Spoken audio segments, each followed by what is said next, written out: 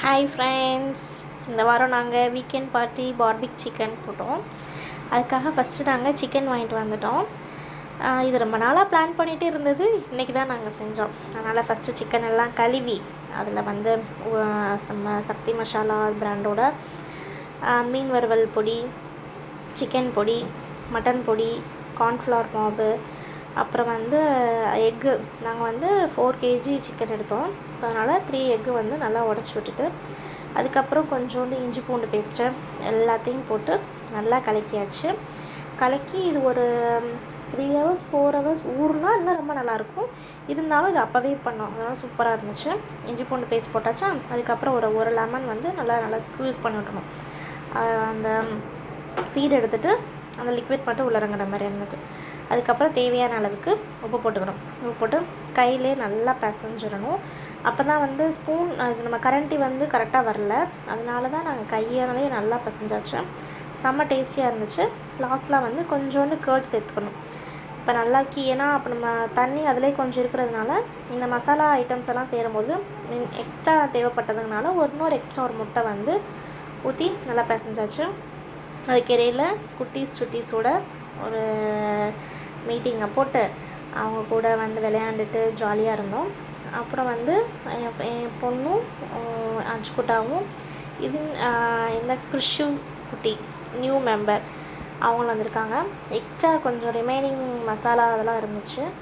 அதையே வேஸ்ட் பண்ணுவானே அப்படின்ட்டு சாசேஜ் வாங்கி அதெல்லாம் அப்படியே ஆயில் பண்ணியாச்சு.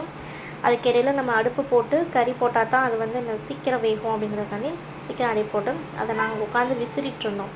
பார்த்து பதமாக விசிறுங்கிறது மாதிரி அந்த விசிற அதோட தூளெல்லாம் அங்கிட்டும் செதற ஆரம்பிச்சிருச்சு.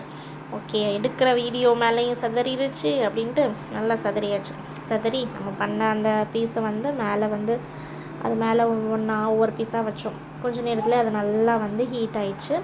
தென் 2 பக்கமும் திருப்பி போட்டு நம்ம குருநாதர் தான் இதை போட்டாங்க. நான் பக்கத்தில் உட்காந்துருந்தேன், ஹெல்ப் பண்ணோம், எல்லாமே பண்ணோம். அவங்க தான் எனக்கு சொல்லி கொடுத்தாங்க, இப்படி வைக்கணும், இதுக்கப்புறம் நம்ம ஆயில் வந்து தடவணும் அப்படின்ட்டு. நல்லா இருந்துச்சு. நான் இந்த மாதிரி செஞ்சதில்லை. இது எனக்கு புதுவித அனுபவமாக இருந்துச்சு. நான் செஞ்சிட்ருக்கும் போதே எனக்கு ஸ்மெல்லு பயங்கரமாக இருந்துச்சு. செம்ம டேஸ்டியாக இருந்துச்சு சாப்பிடும்போது. அவ்வளோ பார்க்கும்போதே எப்படா இது சீக்கிரம் வேகும், சீக்கிரம் சாப்பிட்லாம் அப்படின்ட்டு இருந்துச்சு. ஒவ்வொரு பக்கமாக ஈவனாக 2 பக்கமே வந்து ஸ்ப்ரெட் ஆகிற மாதிரி கொஞ்சமாக திருப்பி போட்டுட்டு இருக்கும்போது ஸ்மெல்லு ரொம்ப அல்டிமேட்டாக ஆயிடுச்சு. அவ்வளோ அல்டிமேட்டான இந்த சிக்கனை பாருங்கள், பார்க்குறவங்களுக்கு நம்மளுக்கே என்னது சாப்பிடணுன்னு தோணுதில்ல. அதே மாதிரி இதை சாப்பிட்றதுக்கு ஃப்ரெண்ட்ஸ் எல்லாரும் வந்துட்டாங்க. ஃப்ரெண்ட்ஸும் சொல்கிறத விட நீங்கள் சொந்தக்காரவங்க அப்படிங்கிறதுனால நம்மளோட அண்ணன், தங்கை, அக்கா, தங்கச்சி, அண்ணன் எல்லாருமே வந்துட்டாங்க. வந்து எக்ஸ்ட்ரா இருந்த பீஸ் இருந்துச்சுன்னு சொன்னேன்ல, சாசேஜ், கொஞ்சம் சிக்கன் லெக் பீஸ் எல்லாமே இருந்தது. மீண்டும் அதை திருப்பி ஹீட் பண்ணியாச்சு. ஹீட் பண்ண எங்களால் கண்ட்ரோல் பண்ண முடியல. இங்கிட்ட ஹீட் ஆகிட்டுருக்கு, இந்த சைடு சாஸ் வச்சு கப்பன்னு ஒரே அடி. செம்ம என்ஜாய்மெண்ட்டாக இருந்துச்சு. எல்லோரும் வந்திருந்தாங்களா, சூப்பர் என்ஜாய்மெண்ட் இருந்துச்சு.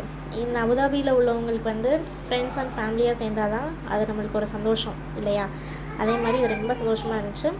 ஓகே, எக்ஸ்ட்ரா ஆர்டர் பண்ணிக்கோன்னு சொல்லிட்டு கொஞ்சோண்டு வீட் பரோட்டாவும் வீட்டில் செஞ்ச பன்னீர் பட்டர் மசாலாவும் செஞ்சு சாப்பிட்டாச்சு.